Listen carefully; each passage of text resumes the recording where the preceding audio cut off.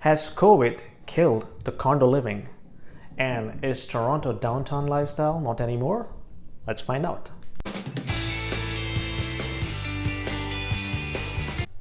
What is up YouTube? This is your host Yasin Nizami, and today we are going to talk about Toronto downtown condo market. Well, before we go into it, if you are new to my channel, I welcome you officially. Thank you very much.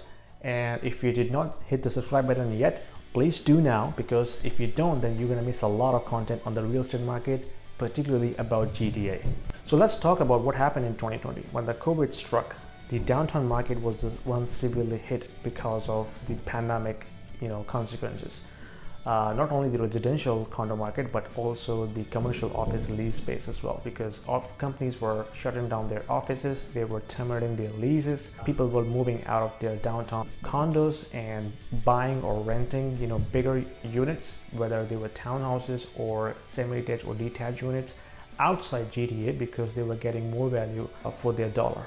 So price was not the only difference. People wanted to have bigger space, because imagine if you have husband and wife working remotely, and then you have 2 or 3 kids also doing virtual learning. So you can imagine this must be a mess when everybody logging into their computer screens and having video conferencing at the same time. The other factor was there was no tourism at all in 2020. So the Airbnb business was severely hit, and the condo owners, who were mainly investors, they were putting the condos on the market for sale. That has driven the inventory up. Obviously, it has a price pressure that was driving the prices downward. Plus, the universities got shut down and all the students were sent home to do the virtual learning. Combining all these factors together, it has driven the condo prices down to 10% in 2020. With the current inventory level and no immigration and tourism, this will likely to go further downwards. Let's talk about the work from home trend. A lot of people are saying work from home is going to stay, it's going to be forever, and people will never be back into the office. Well, maybe or maybe not. PwC has published a report about real estate trends in the Canadian market, and out of that report there was a survey that was published, and based upon that survey, 78% people expected to be back into the office in the next 3 months. Out of those people, 34% prefer to work from home, 37% wants to be into the office, and 29% remaining wants to be in a hybrid situation, which means they want to work from home, but they also want to be back into the office maybe once or twice in a week. What this survey tells us, it tells us that humans are social creatures. They want to be social with their work colleagues as well as their friends and families. Certain job types are fit for remote working. For example, call center staff and IT operations and development people who can work from home, and they also have access to specialized tools where they can collaborate with their work colleagues as well as their customers and clients together. But the other types of jobs where you need to have specialized people sitting together doing research and development, for example, medical research or artificial intelligence, machine learning, high-tech, deep learning technology, where you need to have access to the high-tech hardware to do your development and research, that needs a lot of collaboration, and sometimes remote working is not feasible. Let's take a look what is happening in the commercial office space domain in the downtown area. Amazon, who is the biggest winner of this COVID pandemic, they have acquired further 100,000 square feet of office space in the South Financial Core area near Union Station. Shopify, despite of their CEO's statement about 100% work from home policy, they have further acquired 90,000 square footage of office space at their King West location. Google, on the other hand, they acquired the entire building and spread their office space across 18 floors at their 65 King Street location. Now, why I'm telling you this? All these companies have one thing in common. These are innovative, they see things differently, and they do business differently. When they are acquiring office space in the downtown area, when other companies are shutting down their offices, then there must be a big reason about that. For these big corporations, company culture is the #1 objective. It is not that easy to develop company culture when everybody is working remotely.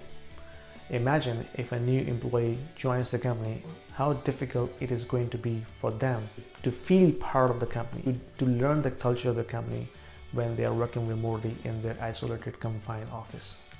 my thinking about this, the lifestyle in the downtown area is going to be evolved.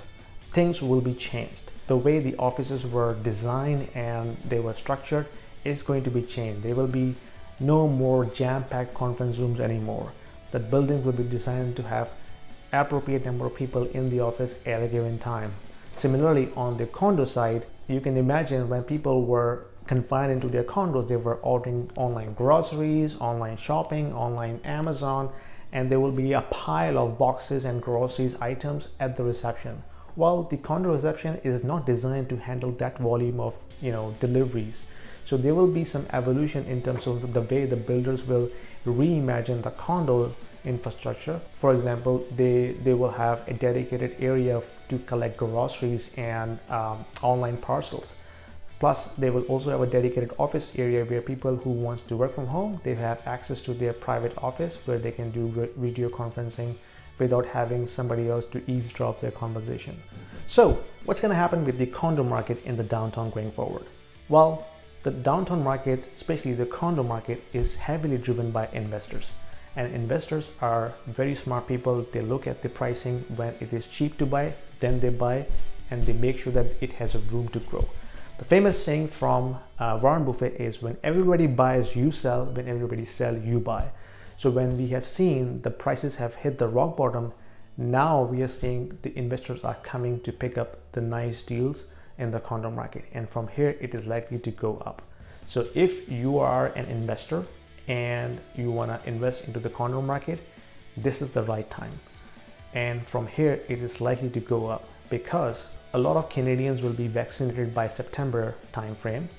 And by that time, we will have borders reopened and universities reopened. There will be an influx of immigrants as well as the international students, and the local students will be back into the campuses who would like to enjoy the downtown living. So the window of opportunity here is very small, maybe 2 or 3 months. And from that point onwards, when the spring market hits, it is more likely going to go up. That is it for me. I hope you liked it. If you do, give me a thumbs up and hit the subscribe button, because if you don't, you will be missing a lot of information about the real estate market in GTA. And my intention is to share with you whatever I learn or research about real estate market as a realtor, so that I can guide you better and you can make an educated decision about your real estate investment as well as for your well-being. Until my next video, take care.